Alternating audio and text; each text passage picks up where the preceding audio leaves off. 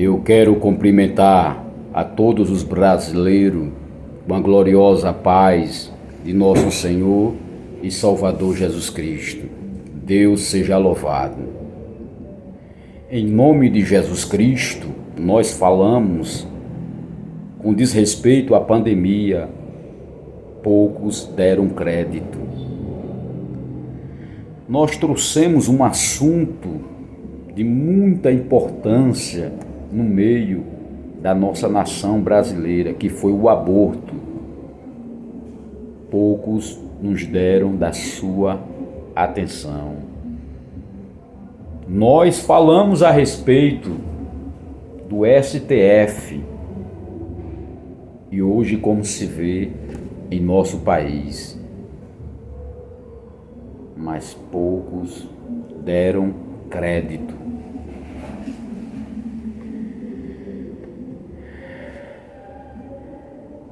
Alguns membros do STF se tornaram agente político. Ocorreu diversas interferências na eleição do nosso país. E a nossa nação e o povo brasileiro começou a ficar desconfortável. As pessoas começaram justamente a ficar em um estado de desconfiança muito grande por diversas ações tomadas pelo STF. Gerou um desconforto muito grande. Mas eu quero dizer que aquela invasão do dia 8 de janeiro,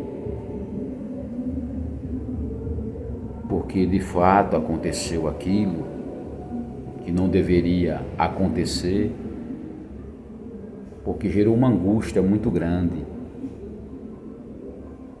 Mas o povo saiu do seu direito constitucional, cometendo crime naquele dia, depredando, quebrando vidraça, porque o artigo do Código Penal ali, 359-M, fala bem claro que qualquer atentado por meio violento à praça dos três poderes, isso constitui crime. As pessoas que entraram por uma porta do vandalismo, elas têm que ser responsabilizadas, identificadas conforme a Constituição Federal e o Código Penal nos dá os caminhos. Só que o artigo do Código Penal, ali, seu artigo 29, fala que cada indivíduo tem que ser identificado, tem que arcar, tem que ser julgado na medida do seu crime, dentro da sua culpabilidade. Mas surgiu o famoso crime que fere esses princípios da individualidade, que é o crime multitudinário. Múltiplos crimes coletivos por meio de uma multidão. Não pode colocar todo mundo no mesmo pacote. E sem se falar que é um desrespeito muito grande aos juízes brasileiros da nossa nação, não respeitando a instância do primeiro grau e do segundo grau, ferindo a nossa Constituição. E muitas vezes os juízes do nosso país não se manifestam porque o CNJ está de olho para punir. Mas o CNJ, se agirem de maneira que não é compatível dentro da Constituição Federal, eles podem ser punidos e julgados pelos senhores senadores. conforme a nossa Constituição. E aqui, alterar os fatos que norteiam a nossa Constituição, ali no Código Penal Civil, no seu artigo 79 e no seu artigo 80, está claro os crimes de litigância por usarem de má fé. Aquelas pessoas não eram para ser julgadas no STF, porque elas não têm prerrogativa nem fórum. Era para ser julgado na primeira instância. Mas quem está no poder acha que pode tudo. Esqueceram da pessoa, do Deus vivo. Mas Deus dará uma resposta. Prisões ilegais têm ocorrido no nosso país. Ali na nossa Constituição, no artigo 5º, no inciso 65, quando uma prisão é ilegal, ela tem que ser relaxada e depois o indivíduo tem que ser solto. Mas muitos ficaram presos.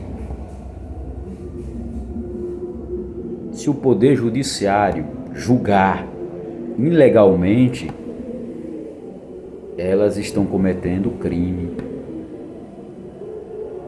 E aqueles que estão presos vão ser indenizados conforme o artigo 5º e o inciso 75 da nossa Constituição Federal. Quero reiterar ali no artigo 37 e parágrafo 6º, qualquer dos agentes que age de maneira ilegal, procedimento que não corresponde com o ponto jurídico, e aí começa justamente a prejudicar terceiro, o Estado é responsável também para justamente indenizar esses indivíduos que sofreram penas ilegais fora da nossa Constituição. No artigo 102 da nossa Constituição Federal fala as pessoas que têm que ser julgado ali no Tribunal Federal, isso é, no Supremo Tribunal Federal. Mas vocês se desviaram, julgaram essas pessoas de cima para baixo, não deixou o processo correr de baixo para cima.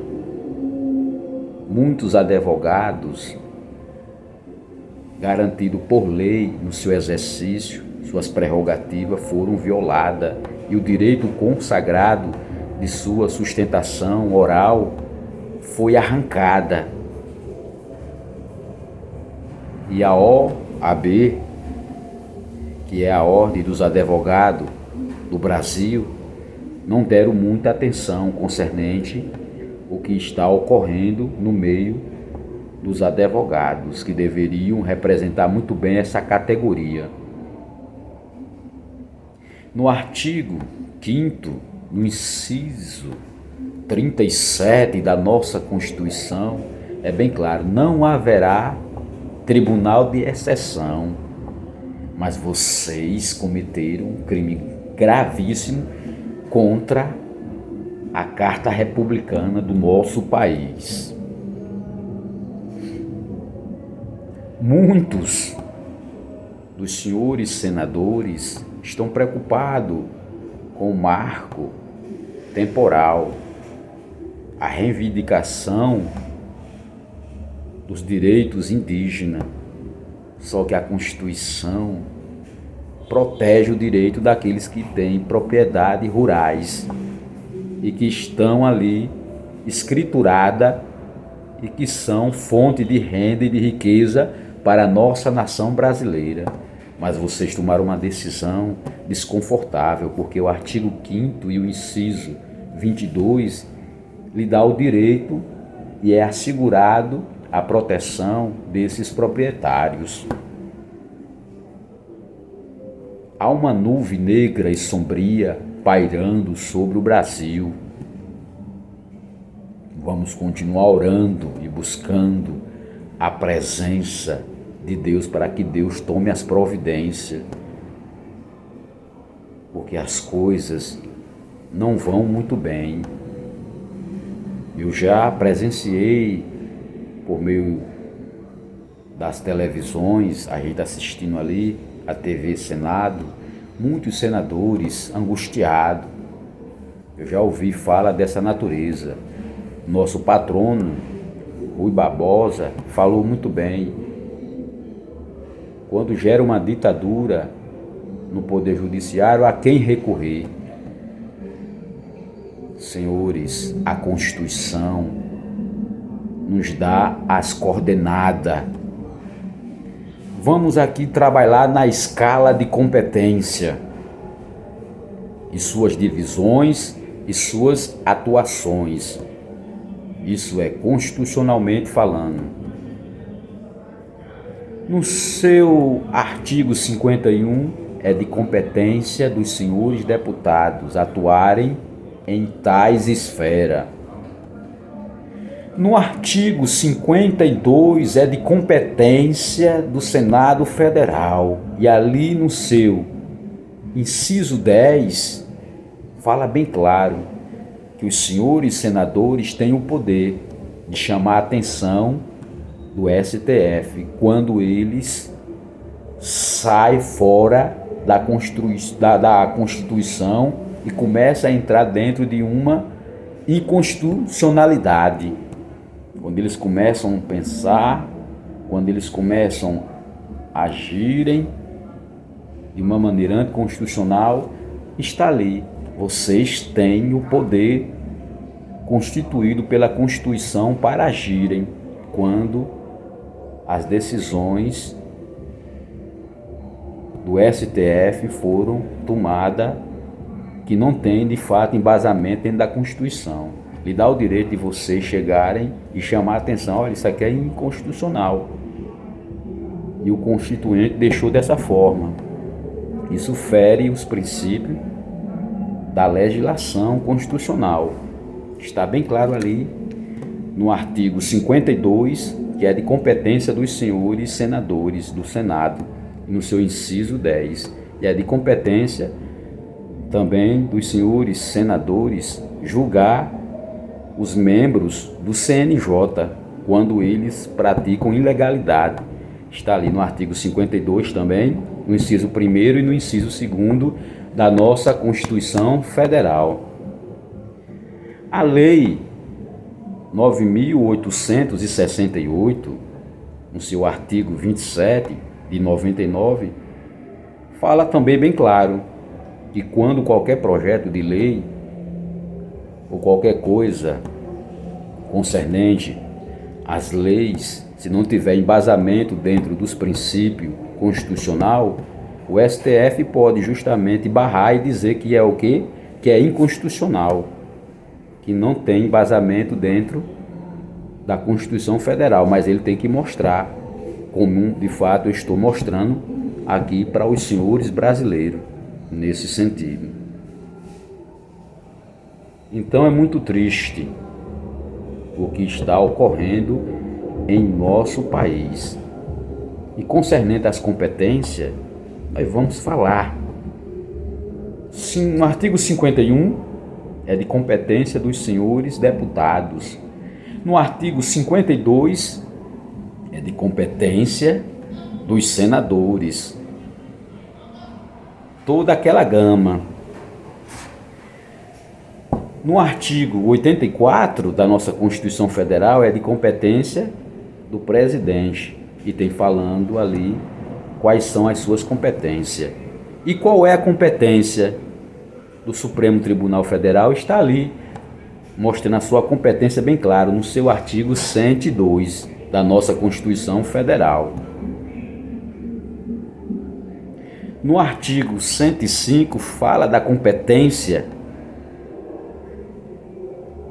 do STJ. E no artigo 108 fala da competência dos tribunais regionais federais. Ali no artigo 114, fala da competência do Superior Tribunal do Trabalho. No artigo 117 e 118 da nossa Constituição Federal, fala da competência do STE, Superior Tribunal Eleitoral. E ali fala também da competência no seu artigo 124, fala da competência do Superior Tribunal Militar e seus limites. E ali, na Constituição Federal, no seu artigo 125, fala a respeito da competência do Tribunal Regional do Estado, até chegar no Ministério Público, no seu artigo 27 e 29 da nossa Constituição Federal. Aqui está, dentro desse percurso constitucional, mostrando as competências e as dependências que cada órgão tem que atuar sem invadir o poder do outro, sem interferir na competência dos demais poderes. Imagine só se um deputado ou um senador tivesse sendo julgado pela primeira instância. Isso é o que? É inconstitucional. Ele tem que ser julgado no Supremo Tribunal Federal, conforme está ali no seu artigo 102 da nossa Constituição. E letra B. Senhores, vamos continuar orando. Espero que eles se arrependam deste grande mal. O inimigo de nossas almas quer destruir o nosso país. Vamos continuar buscando a presença de Deus, para que Deus tome as providências nesse sentido. Eu sei o que eu estou falando. Eu quero dirigir a minha fala para os meus conterrâneos aí do Alto Sertão. A ciência, ela é bem categórica de nos ressaltar e bem salienta. Nós temos que tomar cerca de 2 litros de água por dia. Num calor extremo, tudo aponta para o texto escatológico e apocalíptico. Pelo menos, meus conterrâneos, quando vocês acordarem de manhã, vocês tomem cerca de 300 ml de água para vocês se acordarem já hidratado. Se vocês comerem, chuparem melão, vai ser muito bom para hidratar a sua pessoa. Se vocês comprar uma melancia, os seus rins agradecem, porque a melancia é rica em flavonoide. Ela tem um princípio bioativo chamado licopênio para desintoxicar e remover as toxinas ali dos néfros, que são microfiltros que faz o processo de filtração.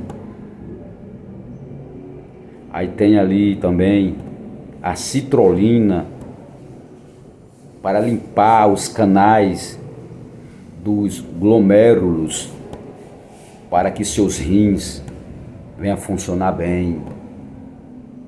Que Deus abençoe a todos aí do Alto Sertão, em nome de Jesus Cristo. Está aqui o abraço da pessoa do pastor Clebson. Amém.